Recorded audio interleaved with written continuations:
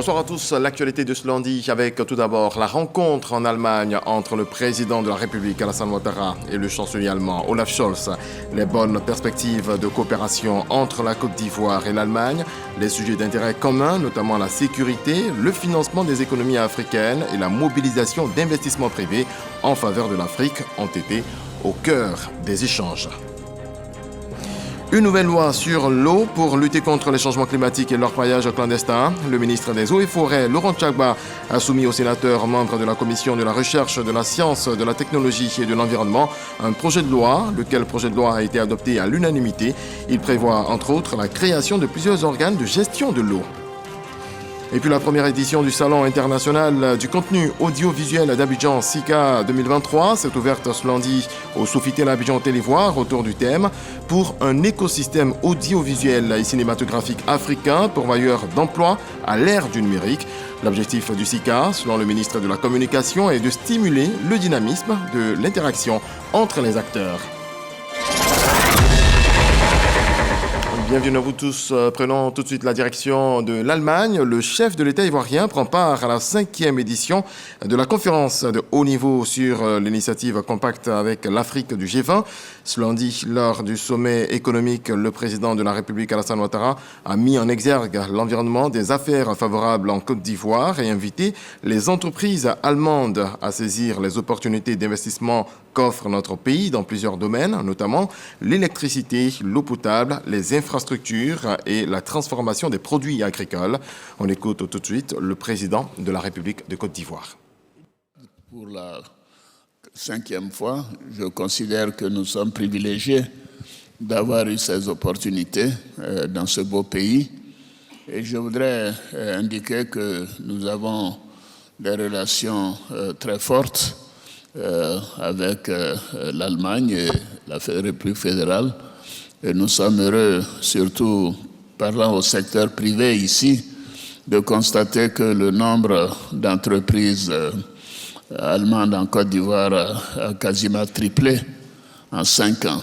Je me réjouis de présenter les atouts de mon pays et de dire que la Côte d'Ivoire est un petit pays de 30 millions d'habitants, mais qui est marqué par sa stabilité. Et nous avons également la paix et la sécurité. Bon, dans ce monde où la question sécuritaire est difficile, je crois que c'est un environnement où les investisseurs peuvent se sentir totalement en sécurité. Le pays est en paix. Et dire que c'est un pays aussi qui respecte les droits des personnes, les droits des entreprises. Et ceci est très important pour les investisseurs privés. Nous avons été félicités par les investisseurs en ce qui concerne la notation de notre pays, qui montre que c'est l'un des rares pays. Je crois que maintenant, avec le Maroc, qui a une notation positive au niveau des marchés internationaux, ceci s'explique par le cadre macroéconomique qui a été stable, une très bonne performance, un taux de croissance d'environ 7% par an depuis 2012, avec des investissements sociaux importants, notamment dans le domaine de l'énergie. Le domaine de l'énergie, parce qu'évidemment les industries ont besoin d'énergie, pas seulement les consommateurs, les citoyens. À donner un exemple, nous avions un taux de production d'électricité de 40% en 2011. Aujourd'hui, nous sommes quasiment à 98%. Tous les villages de plus de 500 habitants ont de l'électricité. En matière d'eau potable aussi, nous avons fait des progrès considérables et nous continuons, mais c'est un secteur où je voudrais encourager les entreprises allemandes à venir investir dans ce secteur, surtout connaissant la qualité et la réputation des entreprises allemandes dans ces deux secteurs, que ce soit l'eau ou l'électricité. Parce que je tiens beaucoup à une économie non seulement libérale, mais diversifiée. Et nous avons besoin, dans ces deux secteurs, d'une ouverture à de nombreuses entreprises. Et je pense que les entreprises allemandes peuvent avoir une bonne opportunité. Hier dimanche, le président de la République, Alassane Ouattara, a échangé avec le chancelier allemand Olaf Scholz les bonnes perspectives de coopération entre la Côte d'Ivoire et l'Allemagne, les sujets d'intérêt commun, notamment la sécurité, le financement des économies africaines et la mobilisation d'investissements privés en faveur de l'Afrique ont été au cœur des échanges dont nous parle Awa Touré. Le président de la République, Alassane Ouattara, reçu par le chancelier allemand Olaf Scholz à Berlin. Les bonnes perspectives de coopération entre la Côte d'Ivoire et l'Allemagne, les sujets d'intérêt commun, notamment la sécurité, le financement des économies africaines, la mobilisation d'investissements privés en faveur de l'Afrique, étaient au centre des échanges. Le chef de l'État et le chancelier allemand se sont félicités de la coopération exemplaire et du partenariat confiant entre leurs deux pays, qui va se traduire par la signature du partenariat pour le climat et le développement d'un montant de 550 millions d'euros, dont 100 millions pour l'année 2023. Ils se sont également réjouis de leur convergence de vues sur les défis mondiaux actuels en matière de sécurité, de lutte contre le changement climatique et de développement des énergies renouvelables. Et je vous donne lecture de ce télégramme émanant de la présidence de la République, adressé à son Excellence M. Joseph Boakai, président de la République du Libéria. Monsieur le Président et chers frères, votre accession à la magistrature suprême de votre pays m'offre l'agréable occasion de vous adresser au nom du gouvernement et du peuple ivoirien, ainsi qu'à mon nom propre, mes très vives et chaleureuses félicitations. J'y joins des vœux ardents de santé et de succès dans l'accomplissement de votre prestigieuse mission, de même que ceux de paix, de stabilité et de progrès continu pour votre pays. Je reste convaincu que vos grandes qualités humaines et votre riche expérience d'homme d'État constituent des atouts indéniables qui vous permettront de répondre aux aspirations profondes de votre peuple. Pour ma part, je voudrais saisir cette occasion pour vous assurer de ma ferme détermination à œuvrer de concert avec votre Excellence au renforcement et à la diversification des liens historiques d'amitié, de fraternité et de coopération qui unissent si heureusement nos deux pays. Très haute et fraternelle considération, signée Alassane Ouattara, président de la République de Côte d'Ivoire. La présidentielle 2025, on y pense déjà au RHDP. Le parti des oufouettistes vient de clôturer un séminaire de formation à l'endroit de ses militants. Le RHDP veut maintenir sa bonne santé dans l'univers politique en Côte d'Ivoire. On voit cela avec Éric Ogoré. Considérant l'excellent leadership politique de son Excellence, M. Alassane Ouattara, à la base de la stabilité, la paix sociale, le développement économique sans précédent de notre pays. Une motion de soutien au président Alassane Ouattara, président du RHDP, au terme des 3 jours de travaux. Un succès, selon les organisateurs, au regard de la mobilisation des militants issus de toutes les entités du parti. La présidente du séminaire, la ministre d'État, Anne Désiré Ouloto, se réjouit.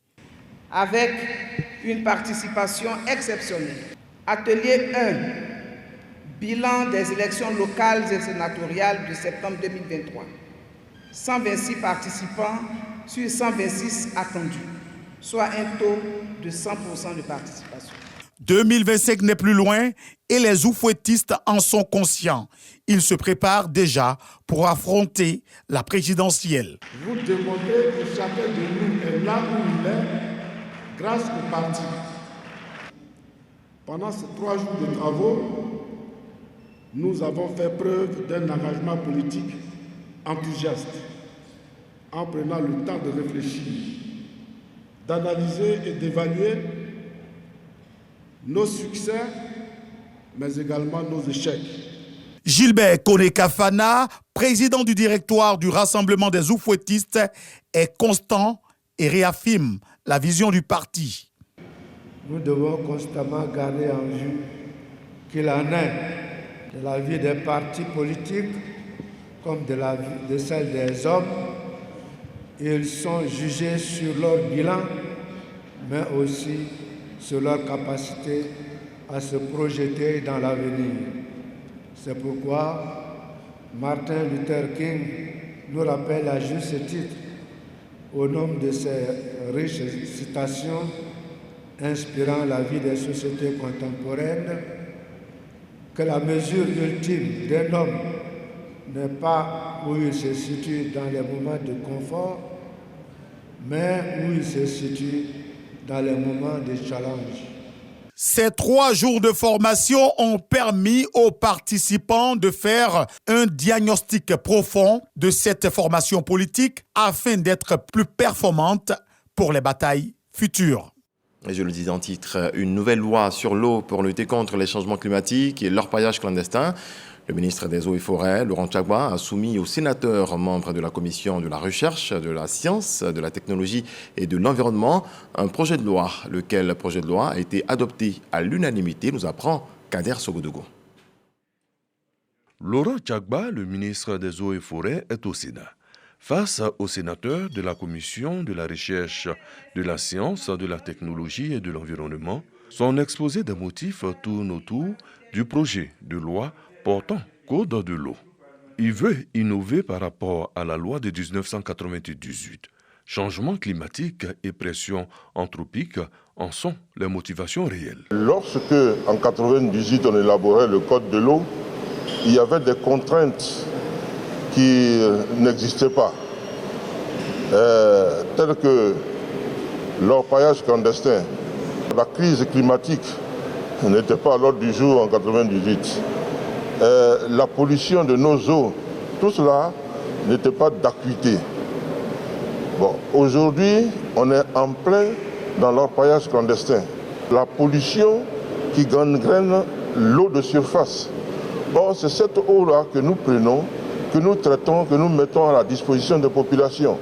C'est cette eau qui nous permet de faire la pêche. C'est cette eau qui nous permet de faire l'agriculture. C'est cette eau qui permet de produire l'électricité.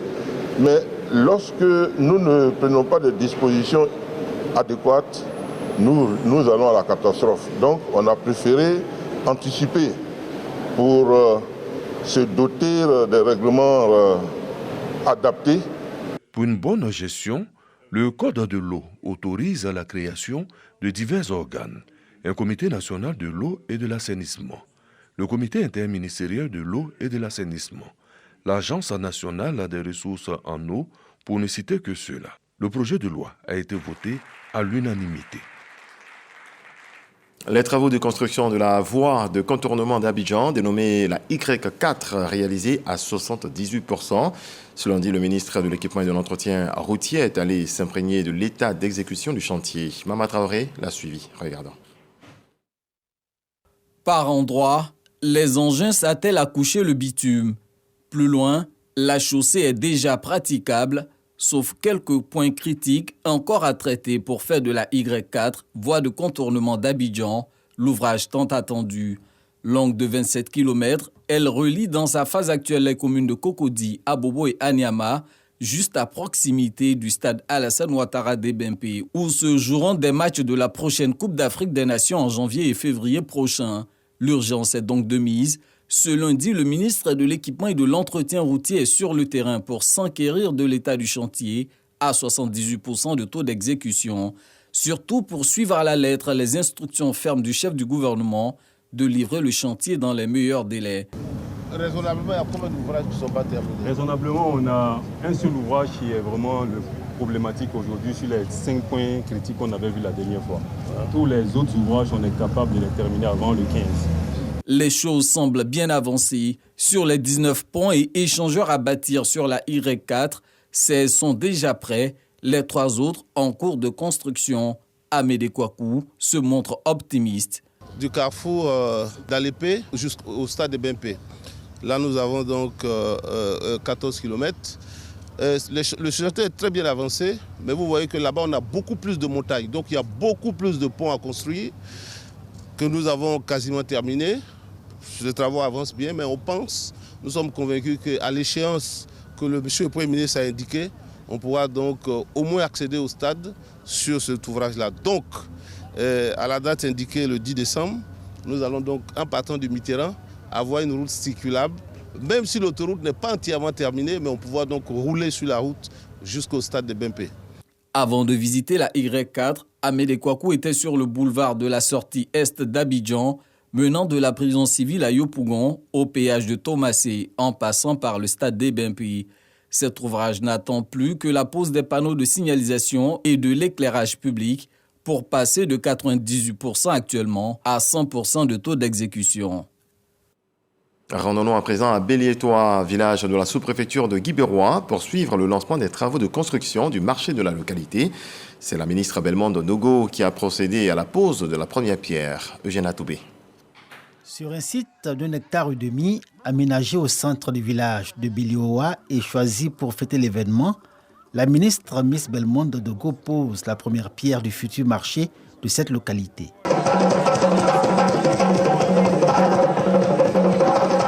Ce sont des populations fières à l'idée de voir Béliétois bénéficier de cette importante infrastructure socio-économique financée par un cadre de ce village, au nom de la mutuelle de développement de Béliétois. Le marché, un besoin longtemps exprimé par les femmes et aujourd'hui une attente comblée. Actuellement, on a fait des hangars autour de nos maisons, juste pour vendre nos petits trucs. Il y a des femmes qui veulent venir, c'est-à-dire les petits campements, mais elles ne peuvent pas le faire, puisque quand elles viennent, il n'y a personne.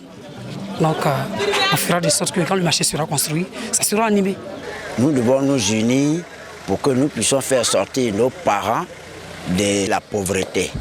Donc aujourd'hui, le marché n'est pas un luxe, mais c'est un lieu où les femmes peuvent faire valoir leur énergie, leur force, pour que chaque femme puisse vendre et se procurer de l'argent. Le marché qui sortira de terre à Béliétois est le fruit de l'unité et de la solidarité des filles, fils et cadres de ce village. Ils partagent la même vision pour ce qui est du développement de Béliétois et du progrès de ses populations. Autochtones, allochtones et allogènes, illustration, la présence d'une forte délégation de la diaspora pour célébrer l'événement.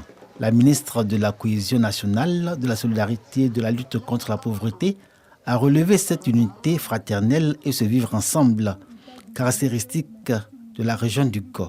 Des valeurs, ajoute-t-elle, à imiter par toutes les régions de Côte d'Ivoire. Aux populations et particulièrement aux femmes de Béliétois, Miss Belmondo Dogo lance une exhortation à s'impliquer dans la construction du marché et donner à cette infrastructure toute sa valeur liée à ses fonctions. Le marché, c'est un bien communautaire. C'est ensemble que nous pouvons développer nos villages. On doit pouvoir se serrer les coudes, on doit pouvoir se mettre ensemble pour apporter le développement à nos parents. 3 mois pour livrer l'ouvrage. C'est le délai de rigueur imposé à l'entreprise chargée de l'exécution des travaux. Et à Béliétois, on ne cache pas son empressement de voir le village disposer enfin d'un marché moderne. Allons à la découverte du premier bâtiment public conforme aux nouvelles décisions réglementaires en matière d'efficacité énergétique. Il a été inauguré dans la commune du Plateau, à Soutouré. L'Union européenne s'engage à accompagner la Côte d'Ivoire dans le développement du secteur des énergies renouvelables et à assurer de manière durable la sécurité énergétique. L'Union européenne a une très forte ambition climatique dans le cadre de ce que nous appelons le pacte vert, notamment de réduire nos émissions nettes de gaz à effet de serre de moins 55% d'ici à 2030 et de devenir neutre sur le plan climatique d'ici 2050. Et l'Union européenne est également pleinement engagée à soutenir les pays partenaires comme la Côte d'Ivoire dans leur transition énergétique. Des machines de qualité et une salle d'équipement neuf mises à disposition pour optimiser la consommation d'électricité. Une innovation satisfaisante pour le gouvernement ivoirien en faveur des usagers du bâtiment Sogifia. C'est un projet majeur qui permettra de réaliser des économies. Rien que sur ce projet, on fait des économies de l'ordre de 30%. Ça veut dire que là où nous avons une croissance de la demande en énergie de 8%, ça pourrait être de 5%, ce qui va nous éviter d'installer de nouvelles centrales. Dans la mise en œuvre du programme Energos 2, plusieurs projets sont nés, dont celui dénommé Éclair Ivoire. Éclair Ivoire est un projet d'électrification rurale et d'efficacité énergétique, initié par Expertise France. Il se décline en 2 composantes. La première porte sur l'électrification rurale décentralisée à partir d'énergies renouvelables et la seconde sur l'efficacité énergétique dans les bâtiments publics. Une opération visant à améliorer la performance énergétique dans les bâtiments bâtiments publics en Côte d'Ivoire. Éclair Ivoire, c'est le travail en équipe avec toutes les parties prenantes. On espère aujourd'hui qu'à partir de ce pilote et de ses acquis, qu'on pourra faire un passage à l'échelle, du moins c'est tout l'objectif. À travers des gestes simples, des comportements, on va dire, adaptés, on peut arriver à réduire de façon considérable sa facture énergétique, comme on le fait ici dans ce bâtiment, c'est-à-dire jusqu'à 30%, rien que par le comportement et par le déploiement d'outils simples et aujourd'hui qu'on trouve aussi sur le marché. Les bénéficiaires du projet se disent satisfaits. C'est une grande fierté pour nous parce que cette rénovation a apporté beaucoup d'innovations dans le changement du cadre de travail, notamment au niveau de la climatisation. Notre cadre de travail est devenu plus agréable. On a une lumière qui ressemble à celle du jour. Elle n'est pas très agressive et il y a véritablement une valeur ajoutée. Rappelons qu'avec cette rénovation, la consommation énergétique du bâtiment va baisser d'au moins 30%. Je le disais en titre, et on en vient maintenant à la première édition du Salon international du contenu audiovisuel d'Abidjan, SICA 2023. C'est ouverte ce lundi au Sofitel Abidjan Hôtel Ivoire. Le thème de cette édition, pour un écosystème audiovisuel et cinématographique africain, pourvoyeur d'emplois à l'ère du numérique. Voici les détails de Grace Kando. Le Salon international du contenu audiovisuel d'Abidjan, SICA 2023, cette rencontre, la première du genre, initiée par le ministère de la Communication, rassemble pendant 2 jours des participants venus des 4 coins du monde. Il s'agit entre autres de distributeurs, de producteurs, d'acheteurs de contenu, de scénaristes, de diffuseurs, ainsi que des plateformes Internet. Le SICA se veut une lucane de partage d'expériences en matière de contenu audiovisuel. Le marché ivoirien reste quand même une référence sur le continent africain. Donc ici, on va dire, pour nous également, ça reste un gros tremplin. On préfère venir travailler ici pour pouvoir rayonner plus sur l'Afrique. C'est beaucoup plus facile de commencer ici. Le travail sera plus dur, mais il sera plus pérenne. Pour nous, il s'agit surtout de présenter notre catalogue parce qu'on a un catalogue de 1500 heures qui alimente nos chaînes, mais également qui permet d'alimenter d'autres chaînes, dont celle de la TNT localement et des chaînes africaines et panafricaines internationales. Ensuite, c'est de proposer tout ce qu'on a aujourd'hui en matière de nouvelles productions, notre line-up, tout ce qui est dans le pipe et qui va sortir bientôt. Et puis aussi présenter en avant-première un documentaire sur ce grand homme qu'a été Bernard Dadier pour nous tous.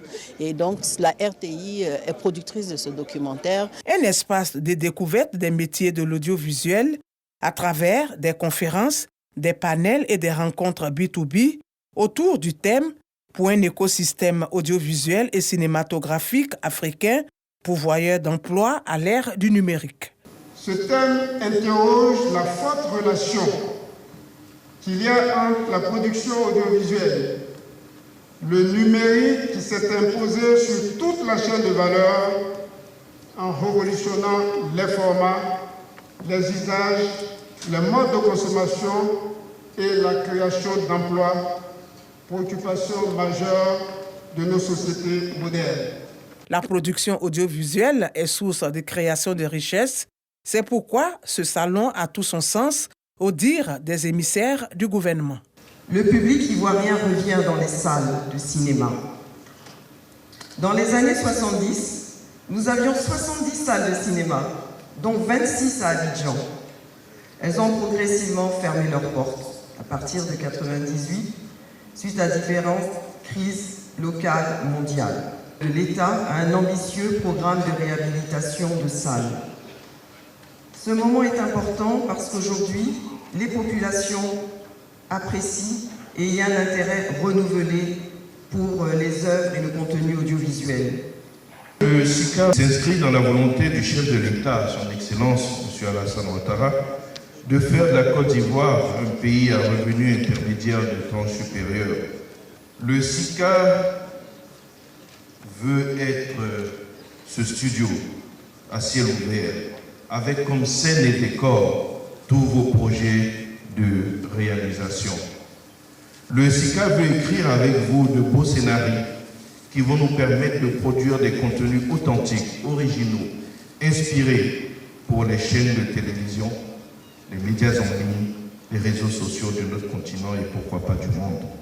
Des expositions de différentes structures œuvrant dans les secteurs de l'industrie cinématographique et audiovisuelle vont aussi marquer cette première édition du Salon international du contenu audiovisuel SICA. Plaider pour le renforcement des lois protégeant les enfants, l'un des objectifs de SOS Village d'enfants de Côte d'Ivoire. L'organisation fait entendre sa voix à l'occasion de la Journée internationale des droits de l'enfant, célébrée tous les 20 novembre. Désiré Nyamou, Grâce Kando.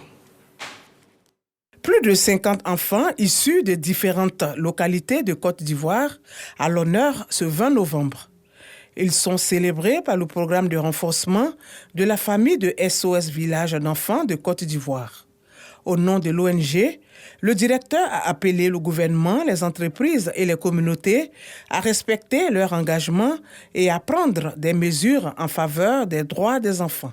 Cette journée aujourd'hui que nous avons célébrée consacre donc le thème qui est que pour chaque enfant, tous ses droits, pour encore interpeller l'ensemble des acteurs, l'ensemble donc des garants des droits de l'enfant à faire encore des efforts pour faire en sorte que chaque enfant, partout où il se trouve, quoi qu'il soit, fille ou garçon, vivant un handicap ou non, puisse véritablement bénéficier de tous ces droits. Déjà aux enfants, c'est de dire que leurs voix sont entendues, leurs besoins sont pris en compte. Seulement, c'est la faisabilité qui est un peu plus longue. Le processus est long parce que nous sommes dans un pays et il y a beaucoup d'affaires à gérer en même temps. Mais qu'ils soient sûrs, les droits ou bien les besoins sont pris en compte. Au ministère, c'est de leur dire que nous comptons sur eux parce que nous sommes également des enfants et nous avons des besoins. Nous comptons vraiment sur eux pour qu'ils prennent soin de nous, de nos droits et pour qu'ils assurent une sauvegarde des enfants, des tout petits en fait.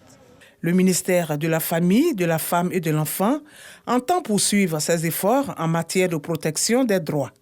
En matière de protection des droits de l'enfant en Côte d'Ivoire, les avancées sont nombreuses et l'État de Côte d'Ivoire, avec ses différents partenaires, continue à travailler. Il y a l'éducation inclusive, il y a la santé pour tous les enfants, il y a tout ce qui est violence et abus faits aux enfants qui sont punis par la loi.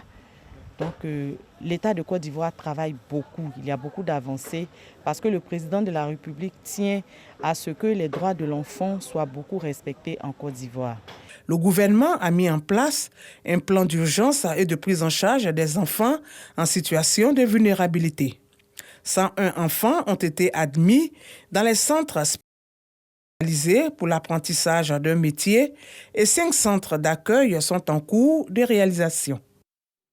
Les locaux de la RTI visités par des enfants de la télé-réalité 1 à 12. Ces enfants ont pu s'inspirer des réalités des métiers du domaine de l'audiovisuel. Souleymane Donosson, Adolaï Koné.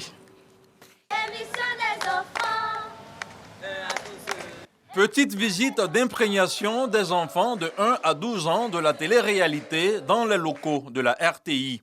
Quand ils découvrent le studio A, c'est très ému qu'ils expriment leurs sentiments. Je comptais être juriste, mais quand je vois un grand plateau télé, ça me donne quelques envies d'être journaliste. Si je veux être une journaliste, j'aime quand on présente les choses qui se passent dans la vie. Déjà, si le journal est à 20h, à partir de 19h déjà est à la régie. Actuellement, nous sommes au studio A, le studio où se passent les journaux télévisés, le 20h, le 13h et tout ce qui est comme information, les émissions de débat. C'est pour leur faire comprendre comment les techniciens, les journalistes, les producteurs font tout pour qu'ils reçoivent les images et le son chez eux, à la maison. Et dans quel cadre et avec quel esprit.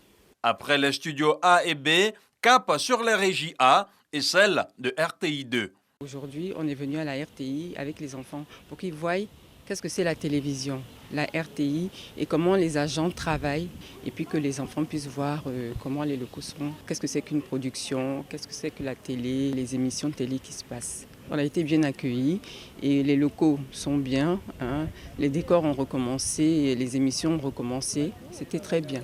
Les enfants sont contents, c'est le plus important, n'est-ce pas? À la fin de la découverte, l'équipe de production de 1 à 12 affiche sa satisfaction, car voici déjà quelques années qu'elle s'attelle à dénicher les petits talents cachés qui poussent la chansonnette des enfants dont l'âge varie véritablement de 1 à 12 ans.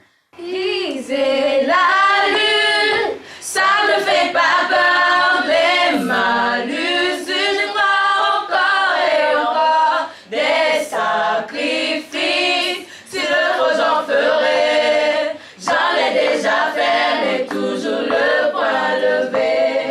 N'oubliez pas que le 25 décembre, on est ensemble au Sofitel Hôtel Ivoire à 16h pour la finale. J'ai pas entendu, pour la finale. Un rendez-vous est donc pris pour cette belle finale qui s'annonce déjà. Mais avant, la Fondation Lonasi fait don de 4 ambulances médicalisées d'une valeur de 100 millions de francs CFA à 4 centres de santé à Abidjan et à l'intérieur du pays. Chris Diomandé, Patricia Omouetia. 4 ambulances médicalisées d'une valeur de 100 millions de francs CFA offertes au centre de santé de l'intérieur du pays et d'Abidjan par la Fondation Lonasi. Ces structures sanitaires bénéficiaires sont le centre de santé intégré de Toutoubré à Gagnoa, le centre de santé urbain d'Ananda à Ouélé, le centre de santé de la Maison de la Presse d'Abidjan et l'unité de néphrologie pédiatrique du centre hospitalier universitaire CHU de Yopougon. La remise des clés aux différents responsables de ces établissements sanitaires a eu lieu à la Fondation Lonasi. Cette action s'inscrit dans le programme national de réduction de la pauvreté. Nous sommes réunis ce jour pour une cause sacrée, celle de la vie, celle de la santé. Lorsqu'une urgence médicale survient, le compte à rebours s'enclenche. Les minutes s'égrènent dangereusement et le pronostic vital d'une personne peut être engagé, ce qui nécessite une prise en charge sanitaire au plus vite. Et dans bien des cas, l'intervention d'un matériel roulant s'avère plus que nécessaire. Cet équipement en ambulance vient renforcer considérablement la fonctionnalité opérationnelle des centres de santé. Au nom des bénéficiaires, le président de l'Union nationale des journalistes de Côte d'Ivoire, UNJCI, a exprimé toute sa gratitude à la Fondation Lonasi. Une ambulance dans une localité, dans un centre de santé, ce sont des vies humaines qui sont préservées, sauvées. Et vous ne pouvez pas comprendre combien de fois nous, les bénéficiaires, nous sommes vraiment très heureux, très contents, parce que c'est un grand soulagement pour nous. Au nom de tous les récipiendaires, nous vous disons merci. Créée en mars 2019, la Fondation Lonasi entend mener plusieurs actions sur le territoire national afin de contribuer à l'amélioration des conditions de vie des populations vivant en Côte d'Ivoire. Du football en bref, après sa large victoire vendredi contre les Seychelles, 9-0. La Côte d'Ivoire en déplacement en Tanzanie a battu ce lundi après-midi la Gambie 2-0 lors de la deuxième journée des éliminatoires de la Coupe du Monde 2026. Dans le reste de l'actualité au Mali, la MINUSMA a quitté pendant le week-end du 18 et 19 novembre 2023 son camp d'Assongo, région de Gao, dans le nord du pays. Le départ des casques bleus s'est déroulé sans difficulté. La mission onusienne poursuit donc son processus de retrait qui devra être achevé d'ici la fin de l'année. Et puis en République démocratique du Congo, 3 candidats à l'élection présidentielle prévue le 20 décembre prochain se sont retirés de la course au profit de l'opposant Moïse Katumbi.